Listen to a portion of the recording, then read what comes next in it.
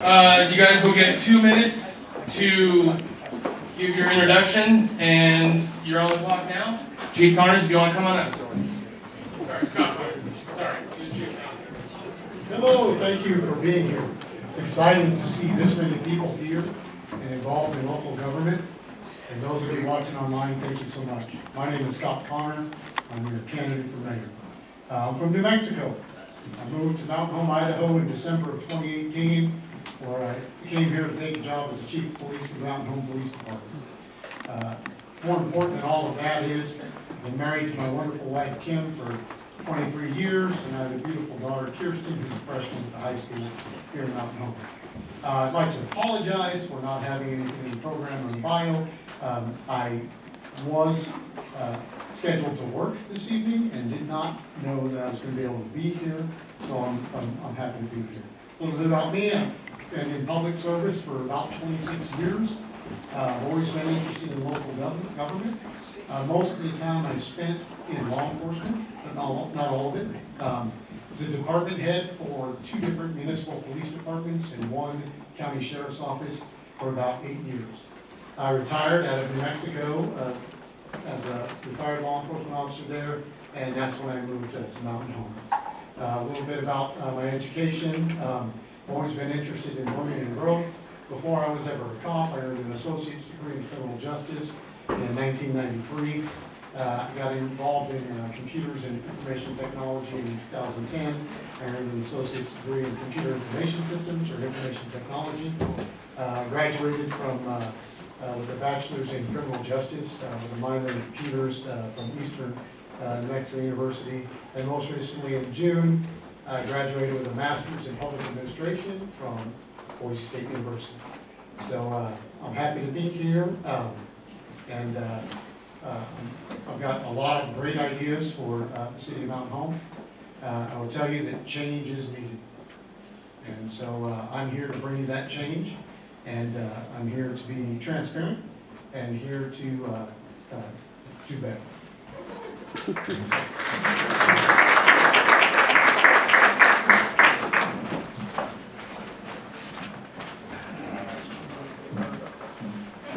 Hello, Mountain Home. Thank you for those who said hello back. I'm just, one more time. Hello, Mountain Home. There we go. It's so good to see everyone this evening. As you've read, my name is Sean Brazel. I grew up here in Mountain Home. Went to elementary, junior high and high school here. Graduated in the year 2000. After graduation, as any teenager leaving Mountain Home or graduating from Mountain Home High, I wanted to get out of Mountain Home. And as I got out of Mountain Home, I was able to travel around the country a little bit more in the music industry. I was able to come back here to Mountain Home to visit upon my arrival. I noticed a lot of things that were different from when I graduated, and then I noticed a lot of things that were the same. I wanted to jump full force into improving the community and developing relationships with those here in the community. And so my current occupation is the Executive Director of the Chamber of Commerce. I will let you know that I had nothing to do with tonight's forum, in case you are wondering. But I have enjoyed my job as the Director of the Commerce, meeting so many people, meeting so many businesses, and being able to serve in that capacity. My purpose for running for mayor is to serve on a broader basis, to be able to not only serve the businesses here, but to serve all of the citizens here in this community. And I'm grateful just to be amongst you all tonight. Thank you for the opportunity. I'm looking forward to a fun night. All right, thank you.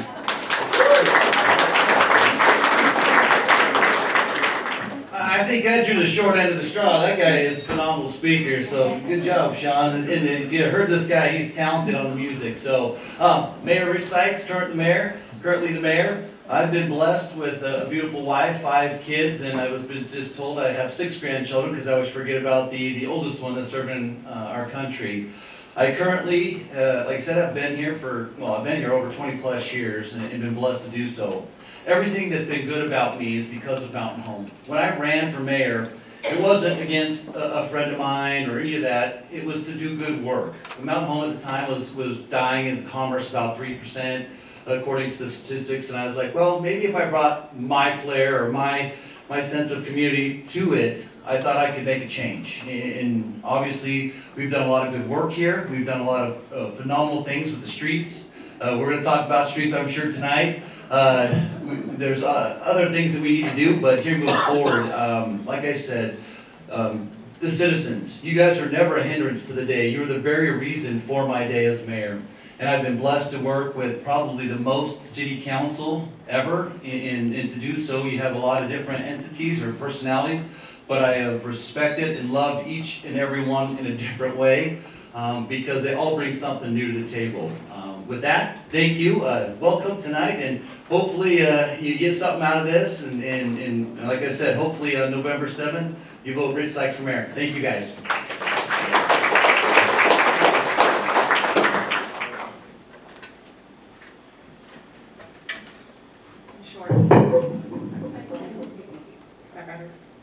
Okay, my name is Misty Pierce. For all of you who have not met me yet, I see a lot of familiar faces. I would like to say thank you on behalf of the Chamber and to the American Legion Post for hosting this. And thank you to all of you for coming out and spending your evening with us and listening to us. I just want to say one thing. I did not move here until 2008. So if you're looking at my I-Courts records, my last name is spelled S-O-M-M-E-R, singular. I do not have a criminal record. I have a criminal justice degree. I have a bachelor's degree, double bachelor's degree in criminal justice, child psychology with the emphasis on child victim advocacy. I started going to the meetings about 2 years ago. I seen the animosity among city council members. I seen that our voices were not being heard or taken in consideration, and that's what made me step up to the plate to run for your mayor. I hope for your vote in November.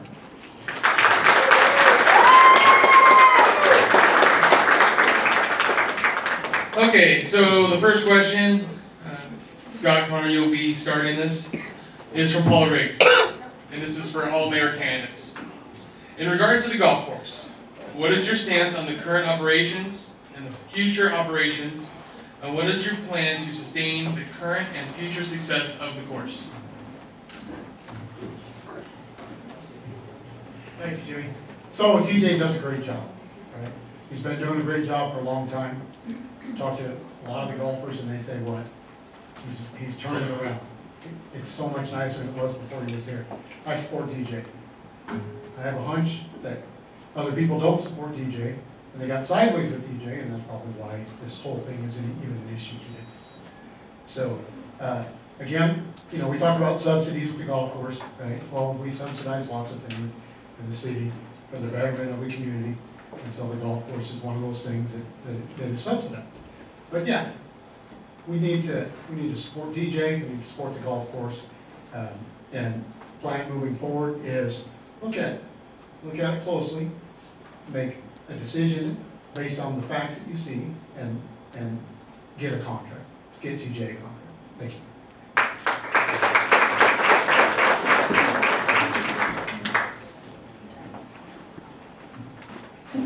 Thank you, Ms. Paula Riggs, for the question. When it comes to the golf, it's been a very, very passion-filled topic over the last couple of months. I've just been able to notice some of people's feelings, whether it's in the community or whether it's at city council meetings, and it's pretty split, right? Not all the facts have been relayed to everyone, not all of the details have been relayed, but it's a situation that we are very most concerned about. For those who have a relationship with TJ, for those who are golfers, for those who have been there, you have even stronger of a passion behind it. I am always trying to see what's best for the people. I'm always trying to see where the hearts of the community lie. When we say we want to be a representation of the community, if the community is an overwhelming in love of TJ, then I love TJ. It's not that that's the only reason why, but I hear the voices and the cries out. My only recommendation, if I was in any elected position, would be, I understand that it's been a long time since the fees have been negotiated or since numbers have been changed out. I'm not opposed to fees increasing so that we're able to bring in money to sustain that amenity, but I don't think it should be something that's a drastic change. I think it needs to be something that is happening in little steps. So that it is not overwhelming to our taxed citizens, it's not overwhelming to the golf course staff, it's not overwhelming for the council. Just step by step. I think if we start small and increase, then it'll be a better option and people will be able to receive it better. Thank you so much. Alrighty, full transparency, I am TJ's insurance agent, so obviously if someone thinks I've been sideways, it's not the case. Golf course. It is a true amenity. I love the place. I've had wonderful memories out there and will continue to do so. Jake and his crew are doing a phenomenal job of keeping the greens fast, the grass the way it needs to be. Right now, the council's doing, from what I've been told, a phenomenal job. I didn't make the last city council meeting, I was under the weather, but they're working on currently TJ's contract, and they're doing a wonderful job. They're also talking about how to get this to move forward. You know, obviously, when it comes to amenities, let's just take the library. The library is a limited levy, right? They have a levy of, let's just say, $600,000. They work within that budget, and they do a killer job. How many programs the library does? Just like the golf course. Now, the fee rates obviously need to go up. The golfers had said that our fees are way too low, and so that's what I think the council is going to look at. The councils, they do a phenomenal job, and they're working hard to get TJ a contract where he feels like, you know, he deserves, and that, but like I said, you can't take anything away from the guy. The guy's skill set. He just took kids to state. That means you're doing something right. So all that in a nutshell, I love the golf course, man. It's great. Just like I love the parks, and I love all the other wonderful amenities. And like I said, I keep going back to the library because what they're able to do with the library with the limited budget they got is phenomenal. It's great. Let's see here. With that, yeah, I'm all for the golf course. We just need to make sure that we're being fiscally responsible with the tax dollars, because at the end of the day, it's your money. You know, I don't have to pay to go to the park, but I have to pay to play. So we just need to offset it, make sure it makes sense, you know, when it comes to your dollars and cents. So, thank you.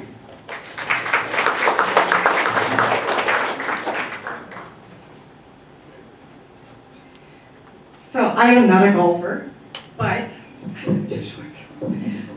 But I do support TJ in everything that he does, and the golf course itself. It's beautiful. I have not seen a golf course maintained as well as Mountain Home. I do know, and I have attended some of those meetings. I've been attending city council meetings for almost 2 years. I've missed a few here and there, but there was a member of the community that gave a suggestion to the city council and the administration on how our fees should be adjusted. I think that the study that they did, the $22,500, was a little overburdening to taxpayers, because we could have hired a CPA to figure out the same numbers and see that the city is a victim of their own circumstances by not raising the fees when TJ came to them numerous times and proposed raising the fees when he asked for a raise at the same time. Thank you. And I would love to see TJ continue to be here.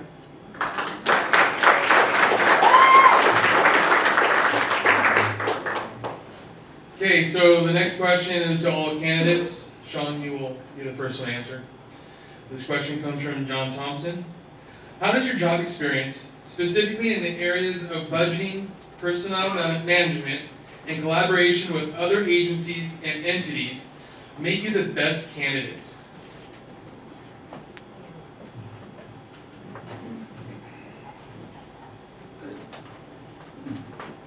Thank you so much, John, for the question. My current job, how does it relate to budget and what was the letter?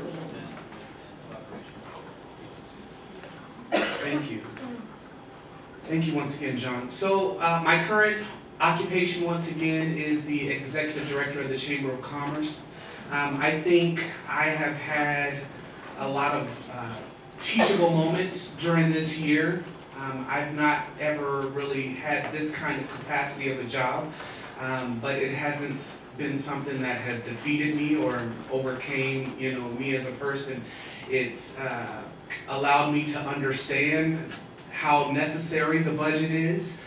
We've put on several events for the city of Mountain Home this year alone, including Crazy Days and AFAD and golf tournaments and wine strolls. In the midst of all of those, I've had the opportunity to understand the value of setting out a proper budget in order to complete those things and to be able to be prosperous with the decisions made when it comes to the budget.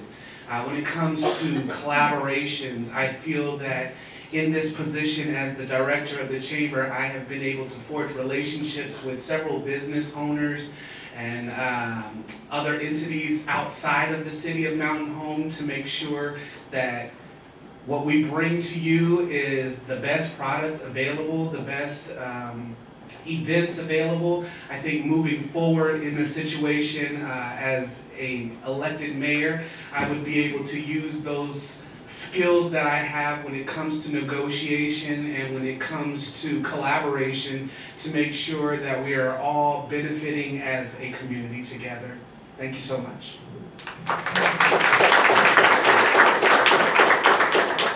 All right, to work with, good question. It got me puzzled there. I had to reread the question, but thanks for that, John. I think currently the best way to lead is to let your department head lead, to forge that relationship with, let's say, the sheriff or EMT or extrication and form those relationships. Let good leaders like yourself, let me get out of the way, let you form those collaborations, and I think I've been lucky enough to do so. When it comes to business or ideas or going out for other kind of funding, I'm definitely all in on that. I always say this, I'd rather use somebody else's money than your hard-earned tax dollars. And I think letting my chief find those avenues, or Amy, his assistant, find those avenues so we're not spending your dollars. And like I said, going out for those grants is very important. So I think me just letting him, not micromanaging him or any of the department heads, letting them do it, I think it has been awesome. We've jumped leaps and bounds here, move forward. So I am currently retired and have been for almost 10 years. My husband is a farm worker. He doesn't make much. I have to budget our house a lot. So I see how to stretch the dollar. I want to stretch your dollar better. I want to be able to tell you at the end of the year at the budget hearings how much the city has saved you as taxpayers. And when you are using other people's money and grants, it's still someone else's taxes. I want to try to make you as the citizens get the most for your buck. Thank you.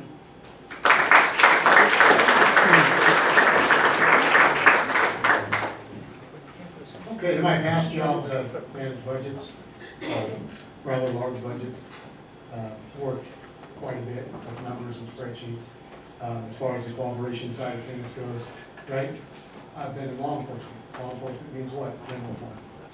So general fund means you're in competition with the other department heads in terms of what are we going to do and what can we do. It's a lot of give and take and a lot of relationships that are built on it, right? There was a time when I was the police chief here that we weren't able to fill positions and we were able to give like 1/2 to 2/3 of the positions back to the general fund in order to be able to use that money elsewhere in the city budget. As far as best candidate, like I said, I love spreadsheets. I love working with numbers. I love working in the budget, and I love to forge relationships and build partnerships. And that's one of the things we're lacking, right? Is partnerships. We need to have a relationship with the county to where we can sit down at the table and we can talk. We need to have a relationship with Western Alamo County Recreation District. We need to have a relationship with every other taxing entity, so we're not just duplicating services everywhere we go. I think it's very important that we bring to the table this spirit of cooperation. The my way or highway won't work, right? We need to not go to another taxing entity with a list of demands, but rather to, hey, here are my thoughts and ideas. What are your thoughts and ideas? And what can we do to come together and build partnerships? Thank you.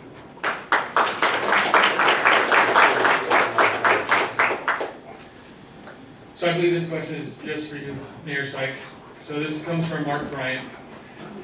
Oh, okay. All right, I just wasn't sure the way the question is. So, all right, so for all of you, and I'm still going to answer first anyways. So at the February 13th council meeting, the ARPA funds were brought up and how they would be used. Council members McCain and Green voted to use the funds for the fiber program, with the mayor breaking the tie. Council members Brennan and Garvey wanted to use the funds for asbestos removal from sewer ponds or wells number 17. Please explain why the fiber program is a higher priority than removing any asbestos from our water supply or sewer system.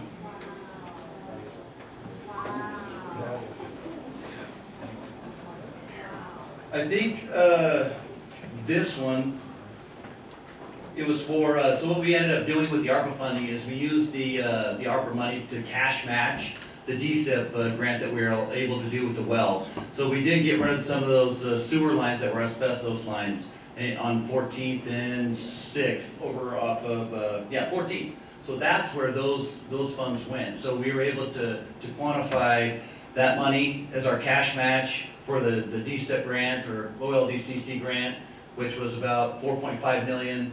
Hence, we used the rest of that for that. The fire, let's see here. So we did remove, if memory serves me correctly, on the 14th, we did remove the asbestos. It wasn't water line, it was sewer lines, the old school sewer lines, if memory serves me correctly.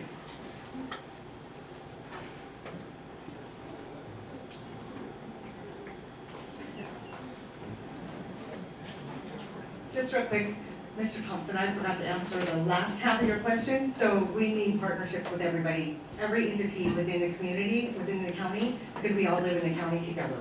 So to ask the question about the ARPA funds, Mark, I watched that video today. I rewatched it to get numbers. And currently, the city has spent over $383,279.87 on fiber just this year.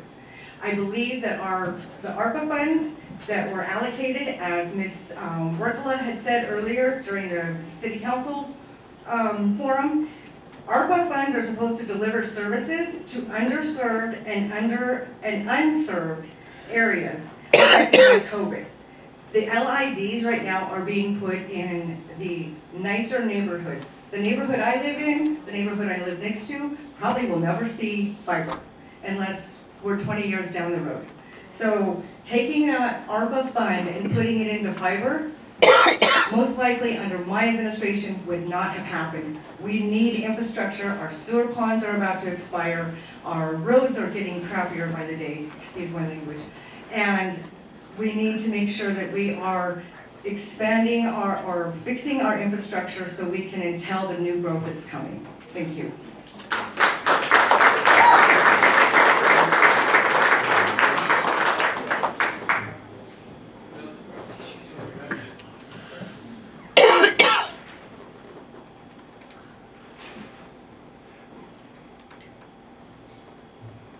So yeah, fiber, right? That's a hot topic. So I'll tell you that water and wastewater are much more important than fiber. Very, very important. As far as this goes, I'll tell you, we keep talking about we've got to raise the water rates, we've got to raise the wastewater rates. Why? Because we've been siphoning money out of water and wastewater and using it for fiber for all this time. We've been doing that because what we said was we're going to hook all the wells up to fiber so that we can monitor what's happening at the wells. Yeah, a perfectly good SCADA well monitoring system in place.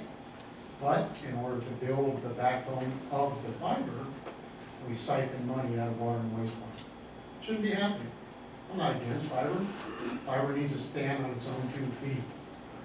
It doesn't need to be subsidized by the taxpayers. It doesn't need to be coming out of water and wastewater.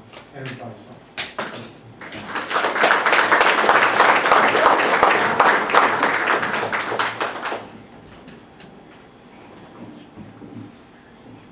Thank you, Mark Bryant, for your question.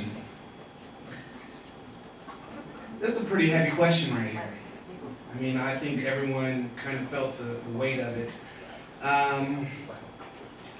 Council meeting on the February 13th, funds were brought up and how they would be used. Council members McCain and Green voted to use these funds for the fiber program, with the mayor breaking the tie. Council members Brennan and Garvey wanted to use the funds for asbestos removal, sewer ponds, or well 17.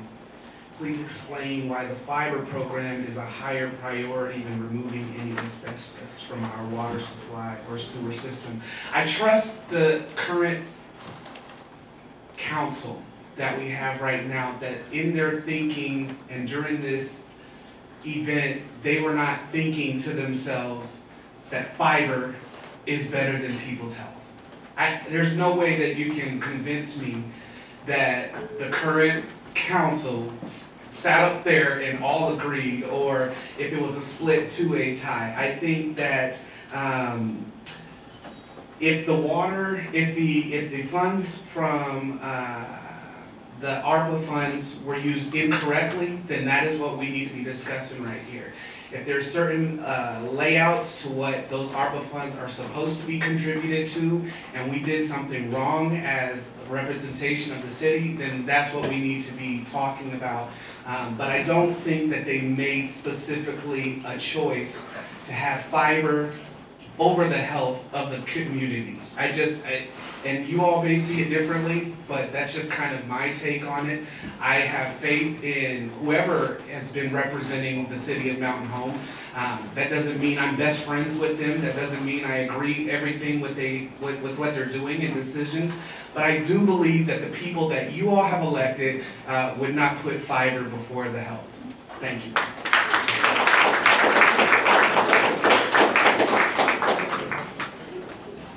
Okay, so this is to all of the mayoral candidates. This is from Denise Weiss. This will be the first one to answer. What will be your first order of business as mayor?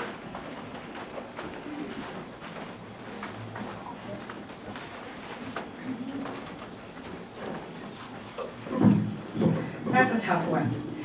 But my goal and my plan, if I get the job, to serve you as your mayor, I would like to sit down with each and every employee and department head to make sure they are getting what they need, that they're getting the training that they need, and that they understand what their duties are, what the ethics of government and public servants are, and that they are following the guidelines of the state statutes and the ordinances that have been set forth for their duties. Thank you.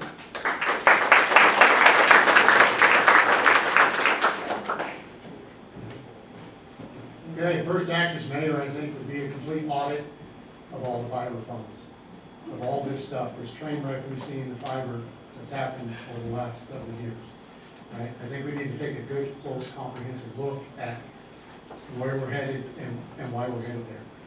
And I think it's very important that the top priority of the city is not just fiber, right, at the expense of everything else. And so that's what I would call it, was an audit of a lot of the finances in City Hall, and a very close look at exactly how that money's being spent and how it had been spent in the past, and fix it. Because we need to fix it, we need to change it, we can make it better.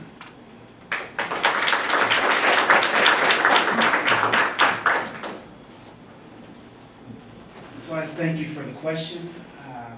My first act as mayor, I'm really feeling, that I just want to make sure that I sit down with the current council, the brand new council, whoever that may be, to make sure that we're all on the same page moving forward, to establish a relationship from the beginning, so that going into meetings, when we're amongst the public, when we're amongst the community, there's not division or there's not a lack of trust with the people versus those who are representing them.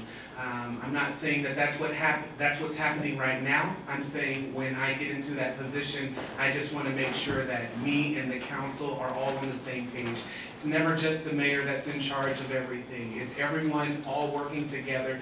And actually, the mayor is just a mouthpiece for the representative, the council members that he agrees with or disagrees with or works with to make sure that we get the same goal accomplished, and all of those people represent all of you.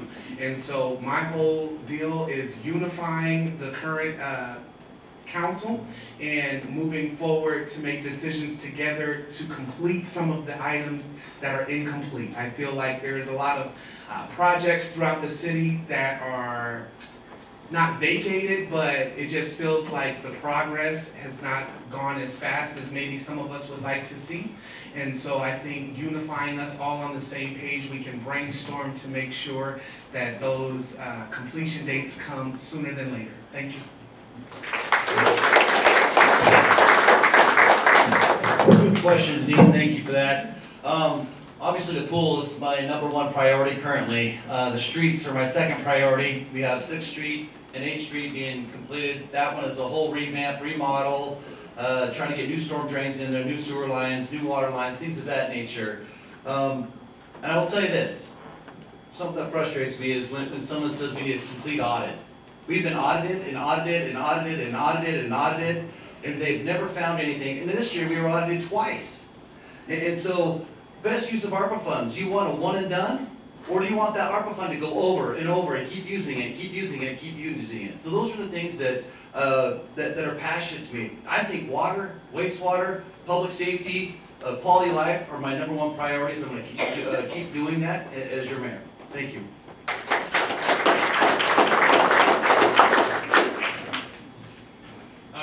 This question is just for you, Mayor Sykes, because it has your name on top. So, this is from Rod Dudley.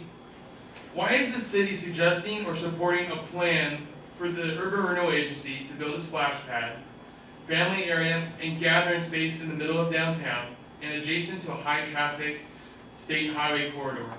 I have serious safety concerns in this location and feel that children would be at risk for crossing the road. If proposed plan is approved and completed by the URA, who will pay for the upkeep and maintenance? Good question, Rod. Currently, we've kind of put the splash pad, it's more of a walkable or a usable feature. What we've decided, when you dump in, I don't know how much money into the downtown, we fixed all the infrastructure, we fixed all the sidewalks, made them all ADA compliant. We decided what would be because you can only spend that money down in the URA corridor. I don't want everyone to know, it's not federal money, it's your tax dollars. It's taxes collected in the URA area. So what they did is they said, well, what can we else do to get rid of slum blight with URA? And so those were so we came up with a plan. We pitched them this plan, that plan. We had an open house, talked to everybody, and now the current plan is more of a walkability, enhance the farmers market, draw people downtown, get them to walk, to get them out and walking, and to definitely enhance the farmers market and to draw people to the local businesses downtown. You put all that infrastructure in there, you definitely want people to utilize it down there. So that's what currently is the new plan. And I guess I'll have some slides. We just got them last week that I can show kind of what it looks like. It's all walkability. Parking, people complain there's no parking, which we all know that there's plenty of parking, but it adds another 96 spots of parking. No more dirt lots, no more of this. It's just to keep it, we need to take pride. And I think when you talk about downtown, that's the heartbeat of Mountain Home. And if we're just gonna just let the dirt parking lot stay it is, that's not good. But if we have URA funds available to put this plan in motion, to put or let's just say put the cherry on top, make our downtown a vibrant area where we get people off I-84 that want to come down to Mountain Home, that's what we should be doing, and that's what we're going to continue to do. Thank you.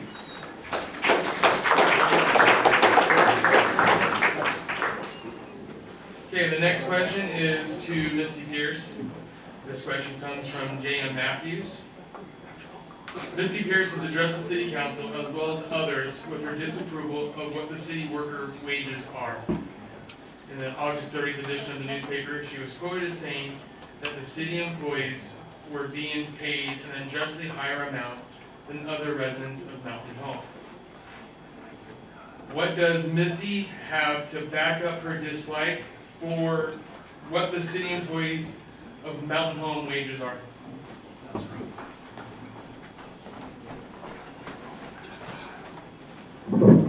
So I'm not sure if I was quoted correctly in that, Mr. Matthews, but the previous year, some of the employees got a 9% raise. It was blanket claused in the budget that all employees were going to get a 9% raise. This year it was blanket clause that all the employees were going to get a 5% raise. If you watch the city council meeting from Tuesday, there's a lot of employees that are underpaid and overworked. And one of them stated that. There are other employees that have approached me and said, I have not gotten raises in so many years, but I do this, this, and this, and it's not part of my job, but I have to do it because somebody's not there to do it for them, for the city. So my thing was that we need to make sure that we are not raising employee rates without making sure all of them are being paid at the same rate that justify their time and grade and job descriptions. We also need to make sure that we are not going over budget because a lot of you in this community are on fixed incomes. You're not getting 5% raises and 9% raises. So you're taking away from the citizens who are underprivileged and underpaid and giving it to city council or city employees who may be or may not be qualified for their jobs. And I'm not saying all of them are, because there are some of them that are not qualified in some of those positions. I have seen numerous times people sitting in a city vehicle, smoking cigarettes and talking on the phone for hours, and they're not doing anything. So I think we need to make sure that we are evaluating every single employee every time we do raises and make sure that they are raised accordingly to the jobs that they're in. Thank you.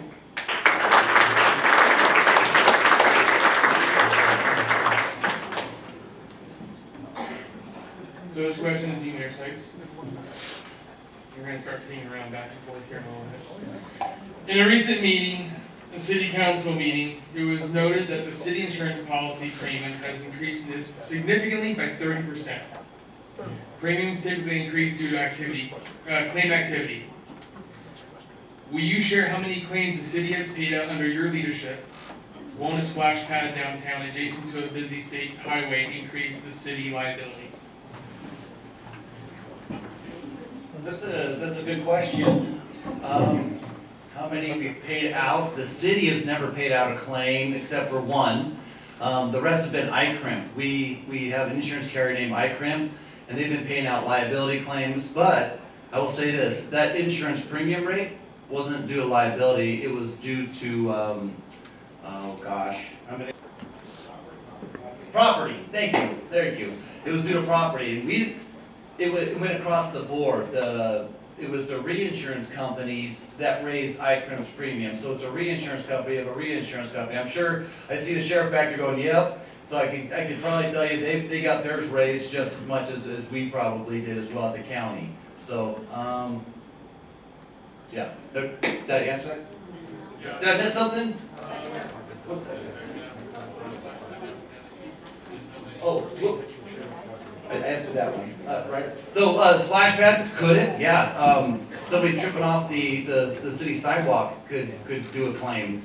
We've paid out, or not the city, ICRIM has paid out some pools, we haven't paid out anything at the skate park yet, I don't think. But those are things that, you know, who are we gonna sue first?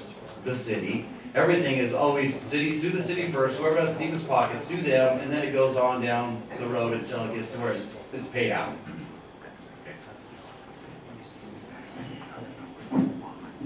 Okay, so the next question, oh, sorry, the last one, the question you was from Alan Bum.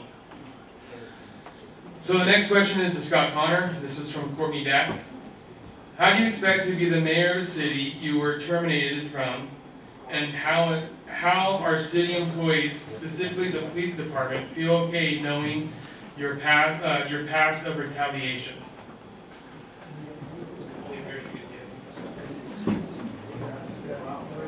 So how do I expect to be the mayor of a city when you were terminated from? Well, I'm glad that question's asked, just put it on the table, okay? Do not disagree with this man.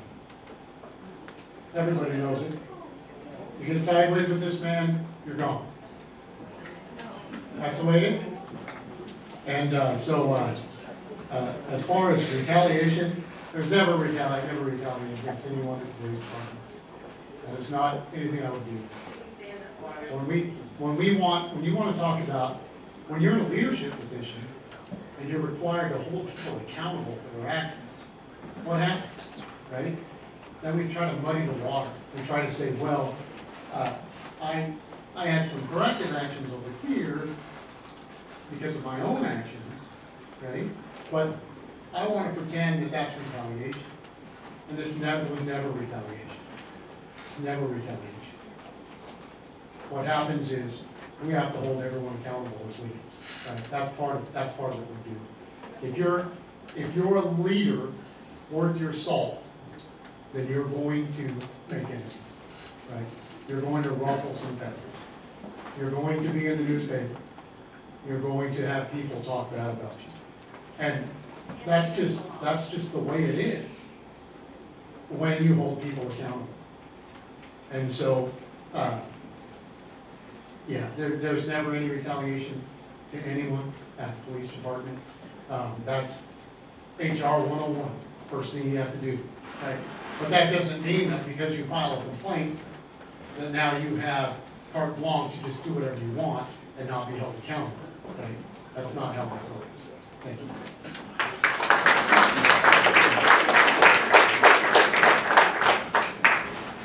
So the next question is to all candidates. This question comes from Sawyer Crenshaw. I don't know where we're at because we started bouncing around individually. We'll go with Scott Connor to start. What is your motivation for running? Great question. My motivation for running is I bring a lot to the table. Right? I've worked for 2 cities, well, 4 cities now, 4 cities. 2 cities as police chief, was also the sheriff of a small county in New Mexico. And my motivation for running is I've seen the mistakes that have been made. Right? You might hear tonight about some poor judgment I used in my time. How do you get good judgment? Right? Exercising poor judgment. Right? Things happen. Mistakes happen. Things come out of your mouth that you wish never left your mouth. It happens. We're all responsible for that. Nobody's perfect. So I tell you, my main motivation is I love Mountain Home. And I know there's nothing we can't do better. My daughter just started high school here. She's not interested in going and moving and being, police chief in that third town. It's not something she wants to do. She's at that age now to work.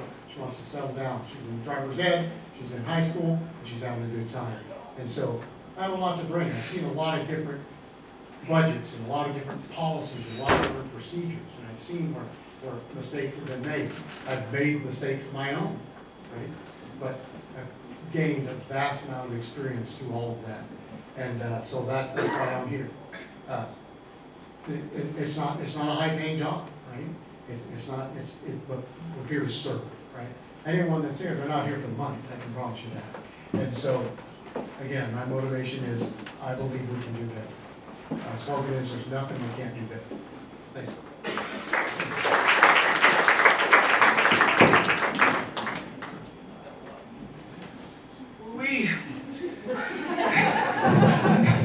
Thank you, Sawyer, for the question. My motivation for running, I believe in this city. I love this city. I love this city so much to where I left everything that I had going on in my career as a singer and a traveling musician to pour my heart out in service. I try to make sure that I'm serving every person. Whether I get this role of mayor or not, it's not going to change my heart of servanthood for the community. It's not going to change my love towards everyone. A lot of people feel that I'm buddy-buddy with the mayor. I'm not buddy-buddy with the mayor. I respect the mayor. As I respect Mr. Connor, as I respect Ms. Misty Pierce, as I respect every single person that is sitting out here, every department head.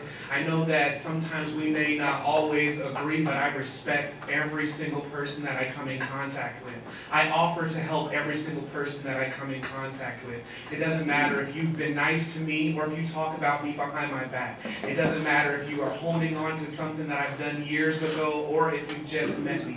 I just want to always be of service for every everyone that I come in contact with. That's my heart. That's how I was brought up. That's my roots growing up here in Mountain Home. And I want people who have children here, for their children, to want to come back 20 years from now and 15 years from now and say, how can now I contribute to Mountain Home? How can I make this city even greater moving forward? So that's my motivation. I love everyone. You are my motivation, and I'm grateful to even be up here. Thank you once again.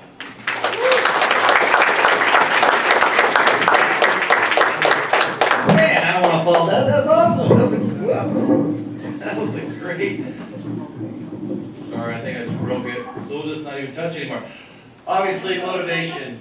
7+ years ago, I ran because of what I thought I could do to change. And I wanted to make sure that the citizens knew that everything I did, I volunteered for everything. I was that guy. I was like, hey, I was a professional volunteer. Well, and I was doing insurance, and I was doing this. At the end of the day, I agree. It's exactly what he says. I do it because of you. I do it because of my children are here, my grandchildren, my whole family is here. Mountain Home has made me who I am today, and without you guys and without this city, I don't know what I'd be doing today. And so when it comes to my motivation, you are my motivation. I always say this, you are never a hindrance to my day, but the very reason for my day. And I can say that until I'm not the mayor. I'm old and gray. I'll continue whether I'm the man or not the guy or the mayor. If I'm still here, I'm still going to do all the things I did before. I'm in the Lions Club, the Elks Club, the Masonic Lodge, I attend Lizzie's, that's just me though. I cannot not give, and that's been my motivation. The high school kids, I put my money where my mouth is, and no one can say I don't, because I believe that, I'd rather the kids come and talk to me than try to hit up a business that might be on the edge of struggling. So I don't mind writing a check for this or that. I'm definitely the guy that definitely cares each and every one of you. I don't have like I said, I tell people, I guarantee if you were to know me, truly know me, you'd probably like me. I'm a pretty fun guy, but it just seems like the social media world is just evil. You hear all these bad things. It's like, I did that? Well, wow. And so at the end of the day, you are my motivation. Thank you.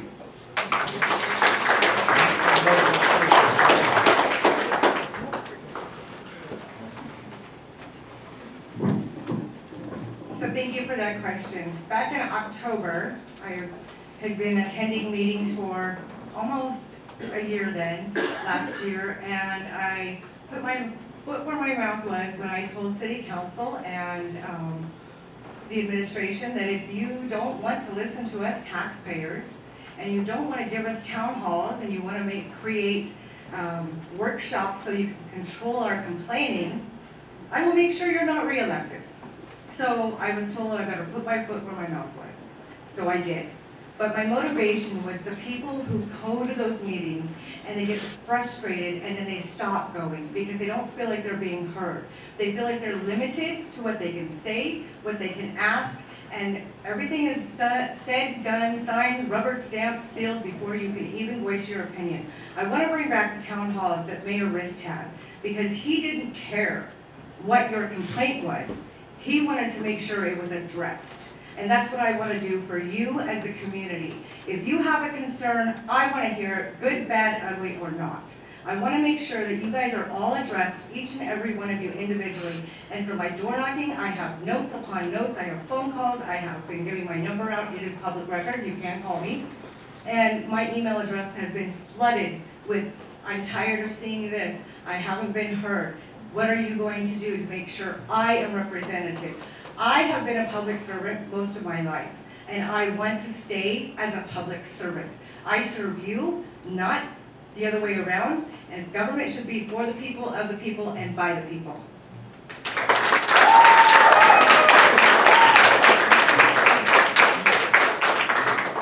So this next question is from Mayor Sykes. Question is from Shelley. Why was the time for the city council meetings moved to 5 p.m.? Working people can't make it to the meetings when they start so early. Why do they start so early? They were changed because some of the council members wanted it changed. And the council is the body, they make the rules, and If that's what they want to do, and I agree with it. Having our tax dollars, our highest paid department heads sit there for an hour while we wait, is a waste of your dollars. And so I agreed with the council on that one. You know, what's funny is when we moved it to 5, we had a lot of people show up. Same with 6 o'clock, you know, it depends on the issue, right? And so council made a decision and I agreed with it.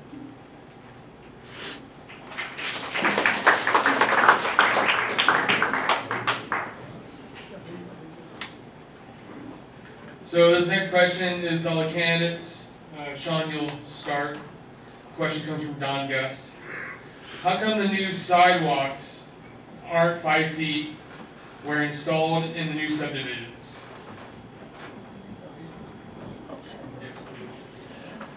How come the new sidewalks are not 5 feet where installed in the new subdivisions?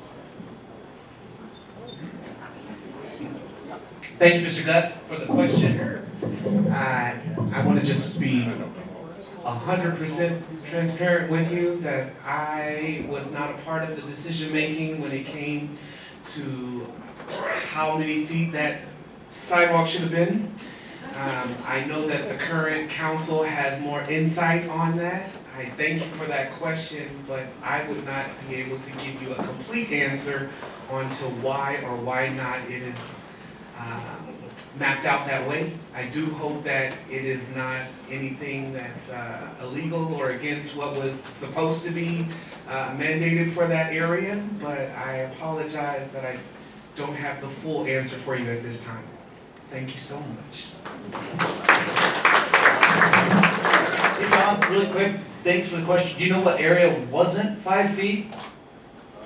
I digress. So what happens is the Planning and Zoning Commission gets a plat, right? Or they get the plans and then they approve it. One, did the developer follow the rules? Did they follow the ordinances? Did they do this? Did they do this? All the checks and balances, right? And so then it comes to the council looks it over, mayor looks it over, did it follow all the rules? I'm for small government.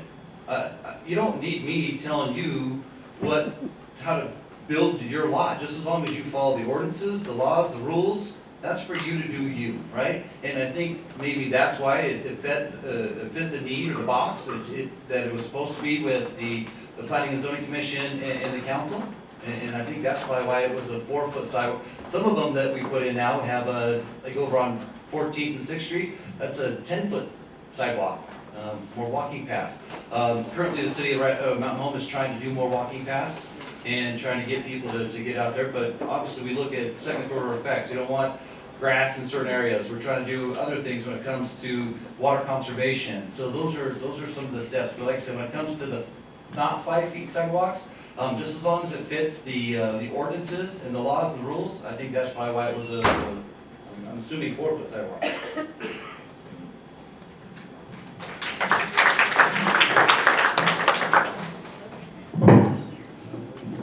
Thank you, Dawn, for that question. I don't believe I was in any of those planning or at any of those planning and zoning meetings.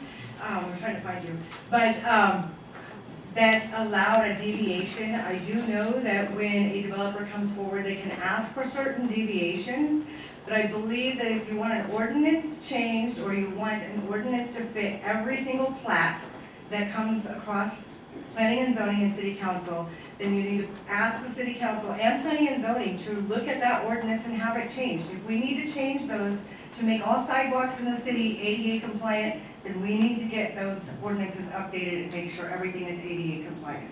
I walk with a cane. Sometimes it's hard for me to walk on a 3-foot, 4-foot sidewalk. So I do understand, and strollers are tough to push on anything narrower than 4 or 5 foot. Thank you.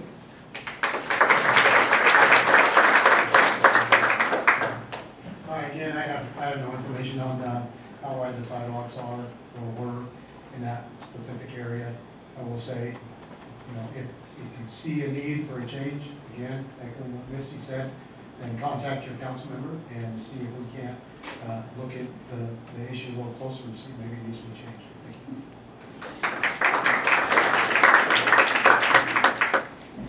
So the next question is for all mayoral candidates. Mayor Sykes will be answering first. Mayor Sykes asked our school board if they would add approximately $6.2 million to last year's school bond for a new school on the base. The board flatly rejected the idea as city taxpayers would fit the bill for a school in the county. Mayor Sykes and city military liaison Marty Anderson flew to DC this year to pursue grant money for a new charter school on Mountain Home Air Force Base, and are still actively involved in accomplishing this task. If this school is built and military student attendance is reduced off base, our school in town will lose impact aid money, which will result in a substantial job loss. Should City Hall be in the business of getting grants for schools outside Mountain Home city limits and that do not directly benefit the students in our community? Terry Manduka. Okay, I fly to Washington next week, and never once did I advocate I did go to the school board and ask them to put a $6.6 million dual bond or levy with, or actually, let me rephrase that. I was on the school bond committee, bond thingy, and then we asked, can we do 2 schools for the price of 1? Can we do Stevenson's and the high school one? And they said no, which is fine, and so, which if we would have ran both of them and they would have both failed, it would have gave us an opportunity to then get a waiver, ask the DOD, Department of Defense, for a waiver for the school out on the Air Force Base. So this current school on the Air Force Base, any kid can go out there. Any kid from Mountain Home can go out there. So this NOMR that I'm trying to circumvent anything is crazy. If the school out there is the #1 priority for the Department of Defense, #1 in the whole nation. And so if they're going to give us 80% of the dollar to build a new school, if the Air Force Base dries up, that's about 52% of this population, or this just goes away. Economic driver, they're about an $800 million driver of economic impact. So military liaison, he said, hey, let's think about this. Never is ever in my intention is to ever affect any school other than in a positive way. I love our kids, I love our teachers. The teachers kill it. Their education curriculums and what they do for our community is phenomenal. So, But I do not think that the city should be meddling into somebody else's honeypot. The school district is a separate taxing district. We should not be asking them for certain monies. We should not be asking the WECRD for certain monies. We can partnership, but we need to make sure that if we are partnershiping, we are doing it correctly. We want to keep that going.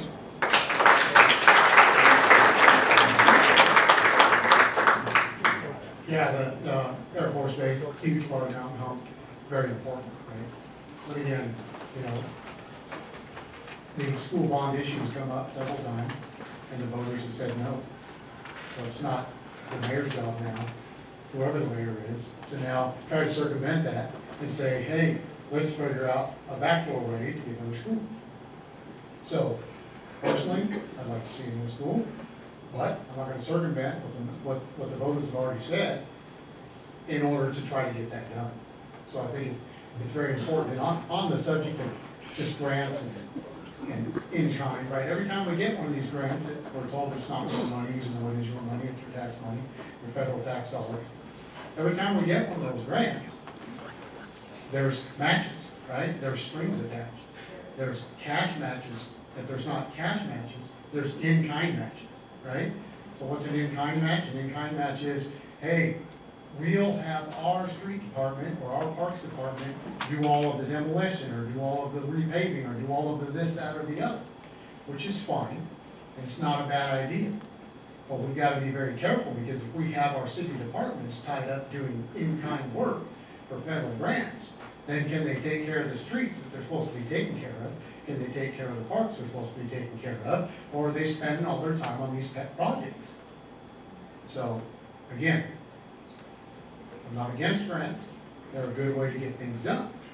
But at the same time, we need to be smart about how we apply those in-kind, those cash matches, what we have to give back. So, just got to be smart about it. Thanks.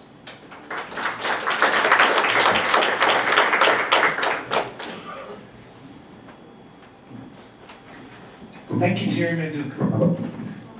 So, when I first moved here as a child, my parents were in the military. I went to school on base. Once we were able to go to junior high, I came to junior high downtown and graduated from Mountain Home High School, as I mentioned earlier. When I mentioned earlier that when I first arrived back, there were some things that I thought were great and then some things that I thought weren't so great, the school was one of the situations that I was referring to. I graduated from a school to where we were already disappointed at graduation because we were told the previous year that we would be in this fancy brand new school and we were in great anticipation for it. Once that didn't happen and it turned into the junior high, it was just a hard pill to swallow, but we knew for sure that better schools were on the horizon. As I've been back now 23 years since graduation, those schools have not been improved and those schools have not been built in the way that we understood that they were going to be built up. So the school system was definitely, or our current situation with the school is definitely a hot topic for me as a graduate from Mountain Home. I do not feel that the base should be priority in getting a school before the city of Mountain Home, but I also do not condemn the effort of asking. That's how we negotiate. That's how we work with one another.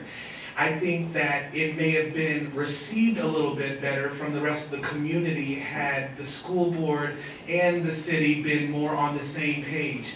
But from jump, it just felt like it was two gentlemen making a plea and it wasn't explained to everyone. And so everything from then on that has circled from it has been division. And so I think one of the key factors when it comes to our school system is uniting the school board in the city. Thank you.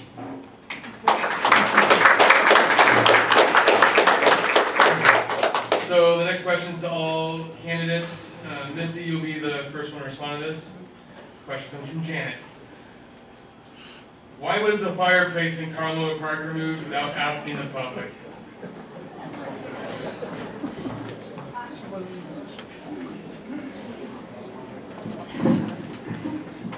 Thank you, Janet, for that question. I was at that meeting when a member of the community asked why the community was not informed. It was stated that it was a safety issue and it was starting to get a little old. If I were in the position at that time, I would have said, let's preserve it. It's our history. We need to make sure we keep our history intact so we know where we came from and we don't repeat the past when it comes to the bad things. So if there's a couple of bricks out there laying around that look close to it, let's rebuild it. Thank you.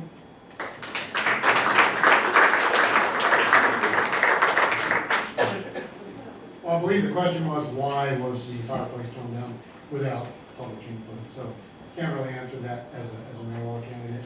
I will tell you that I agree with Misty that history is important, right? And I'm glad to see that the caboose did actually stay intact because it's a very strong part of the history of Mountain Home. And so I'm glad it's there still. And so I'll just say that yeah, it's important that we maintain the historical artifacts that are here. Personally, I think we could have figured out a way to work around the front. Thank you.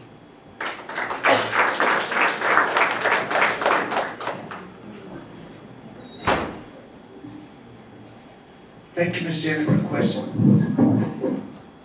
I was not here during the time of the removal of the fireplace. I definitely remembered the fireplace growing up as a young man here in the city of Mountain Home.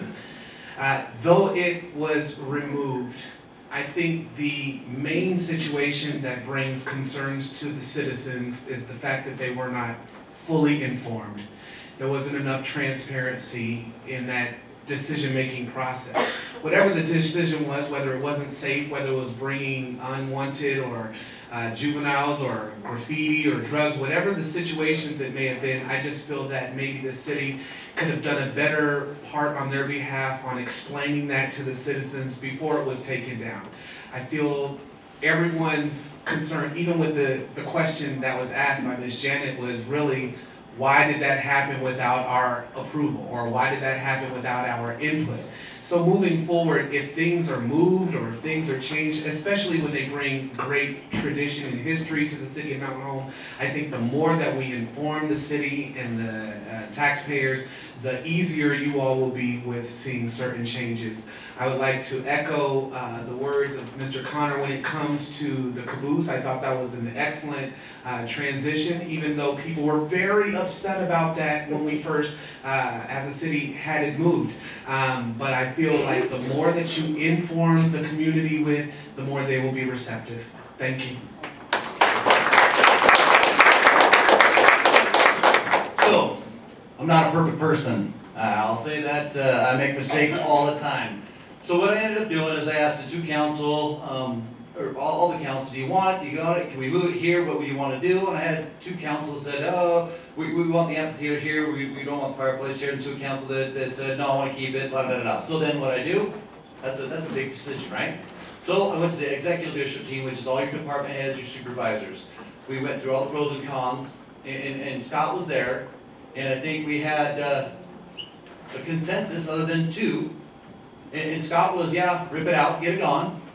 And so with that, so we ended up putting an amphitheater there, or a fine arts pavilion, but so we had department heads saying, we've seen crime, we do drugs, not they do, but people do drugs there. There have been some indecent things that were happening in that fireplace, and that's from my department heads, and I don't want to see it, but if that's, I'm gonna believe them.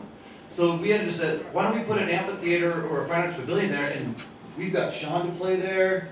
How many times? How many times has that new amphitheater brought joy and quality of life to the citizens of Mountain Home?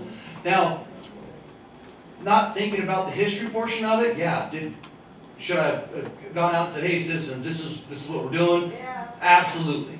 So, like I said, I can own it. I made a mistake, but I went with department heads, asked them, and you know, at the end of the day, that was the deciding factor of why it got torn down. It had to deal with not so copacetic things that were happening there. So, make long story short, I'm super happy that Sean has been able to play there multiple times, and that Parks and Rec and all the other people that utilize it at Carl Miller. It's awesome. It's something that brings joy to my heart, and the police department love it because they can see right through it, see what's happening too. So that's why.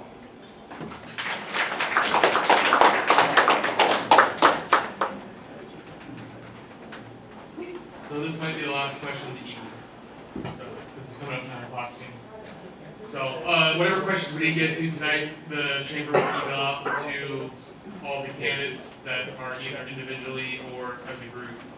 And once we get those answers, we'll post them on our Facebook page, and then we'll share them with Mountain Home News. So the next question is to all the candidates. I don't know where we're at in the line. You answer first? Okay, Scott Connor, you're going first. If elected, do you know the oath you are sworn into? And this question comes from Karen.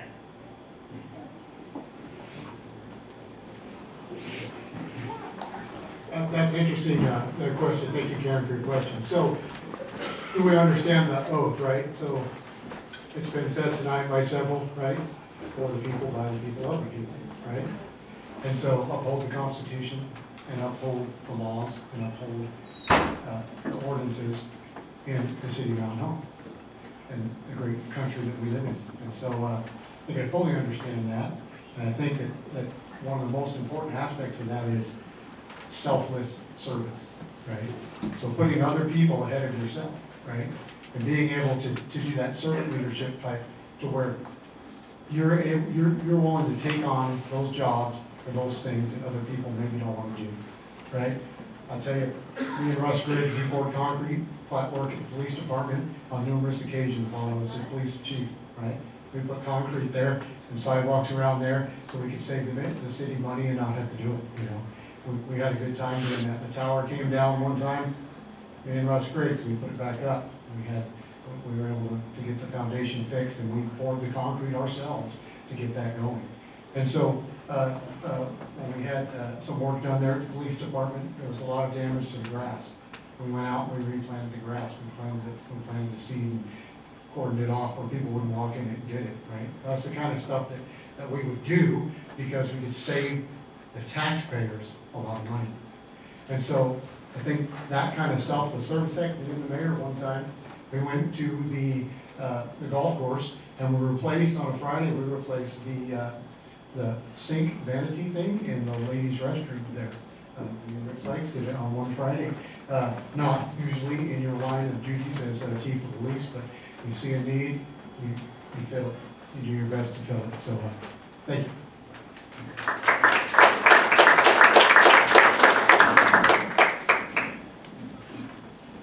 Thank you, Ms. Karen.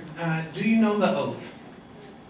The oath to serve the people, to serve all the people, to represent all of the people that are in this city of Mountain Home. It's something that I am excited to do, whether I have the role of mayor or not. I feel like it's something that I do as an executive director, where it comes to everyone in this city. Everything that I've said this evening, it's from my heart. It's exactly how I feel, whether I was before the people or not. So to take up the oath, I would definitely strive to make sure that I am representing this city well, and that I'm not only feeling like I can do it by myself, but I'm expecting the council to hold me accountable, to make sure that it's not just a situation to where I'm making all of the decisions on behalf of myself for the people. I want to make sure that I'm trusting in those who are working with me, working alongside of me, to make sure that they're holding me accountable for making sure that I am keeping the oath. There should never be a time that the oath is being upheld when it comes to my position as your current, or as your new mayor. I just hope that even as citizens, that you're able to hold us accountable as well. We are not anyone that's over you just because we sit in these positions. Thank you so much.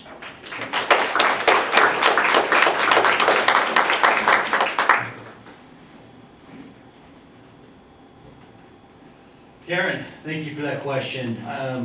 Scott said it pretty much verbatim almost. Support the Constitution, all the state laws of Idaho, that was the only thing that was left out, and then all the city laws and ordinances, and I think that is the oath of office. So here moving forward, everything that Sean said, it was spot on as well. You don't go in this role thinking, oh, I'm going to be the greatest thing ever. You go in this role thinking, how can I serve this community the best? And everybody knows me well enough to know that I'm not doing this job to get rich. I'm not doing this job to tout me like I'm the greatest thing ever. I do this job because I think there's a need, and I think that I can quantifiably say that everything I do is for the betterment of the community. I don't go to work to think that I'm better than anybody or any of that stuff. I just go to work, put my hard hat on with my department heads, and we try to figure out what is the best plan moving the city forward. And I think that should be a part of our oath as well, is everything that we do at the end of the day revolves around you, it affects you, and then we need to keep that commitment to you guys as strong as it's ever been. So thank you.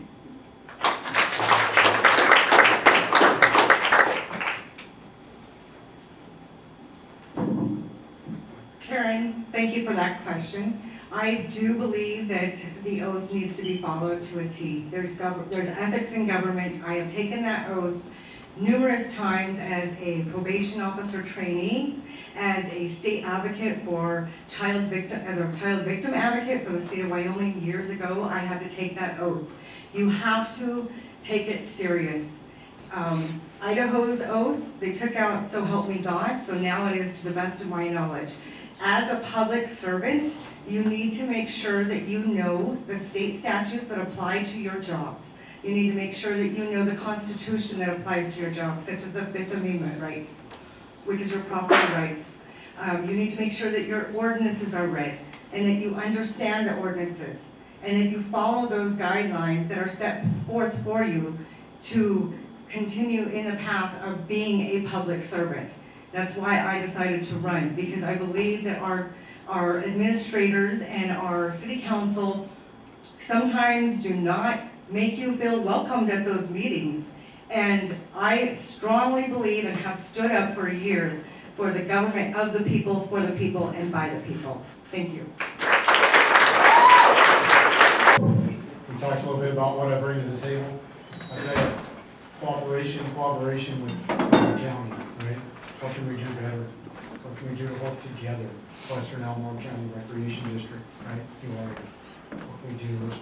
Let's bring this team together. I just want to touch real quick on the $50,000 discretionary spending limit that is currently in place needs to be lowered and changed. No matter who the member is, let's go down to a more reasonable amount so that we don't see these purchases with multiple invoices at $49,995 for the same project. I will tell you, I don't have much time, but I will tell you, I did take a job at Ammon on the fiber crew there for 3 months this summer. Had a great time over there, learning everything there is to learn about fiber, how it's installed, infrastructure, you name it. Had a great time. It was a blast. It was a fun summer. So I did that to prepare for this job. So thank you.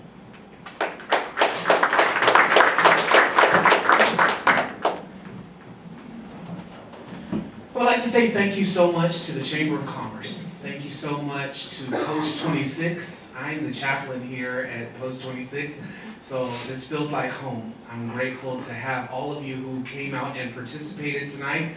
So good to see all of the citizens here represented. I want to be very clear with one last situation. So I am simply an option. You have the current administration, who some of you love dearly, who some of you do not. We have Ms. Misty Pierce, who some of you love dearly, who some of you do not.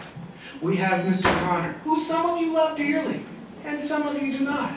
I am just an extra option. You have been laid out what is going to be offered by these individuals. I'm not here to bring division. Moving forward, whoever is selected, I will definitely support them and serve them, but I am just another option for you to have if you are not wanting to choose one of the following options to my left or right. Thank you so much.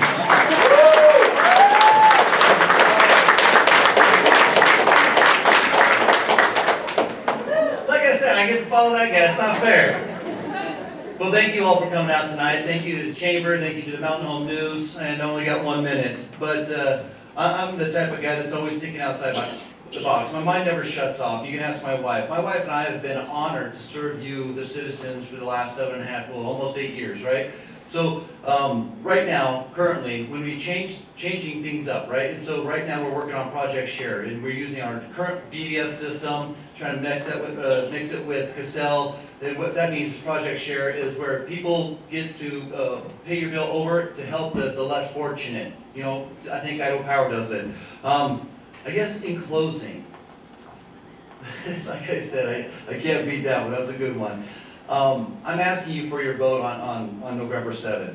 Allow my wife and I continue to be the face of Mountain Home. Allow us to do cool things like to advocate for other entities that come here. I'm trying to lower your property taxes when it comes to bringing in new businesses. That's what my focus is right now, is bringing new businesses to lower your levy rate for your homeowners.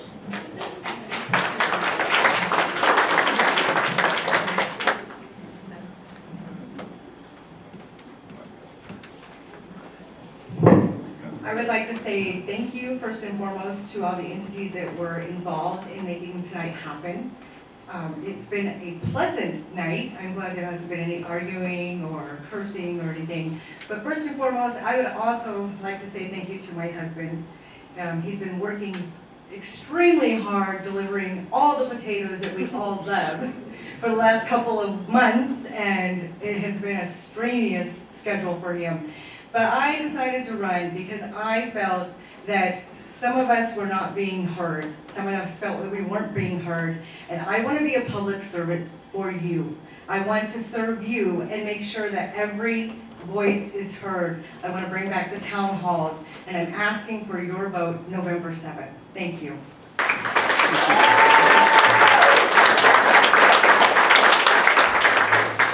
Okay, so I'd like to thank everybody for coming tonight. I'd like to thank the Mountain News, our new partner in this new venture for our political forums. I thank Swannon for being our timekeeper. Amber for controlling all the questions, Kimberly, and Joy back there. I said that, Terry, I was getting there. I was just like bouncing around there. I'd like to thank everybody for coming up. All your questions, like I said, I have a stack here that we'll have to email out and get answers. So make sure you go and vote November 7th for the 6 choices you have for city council, for the 2 openings, and then for mayor. So thank you, good night, and drive safe.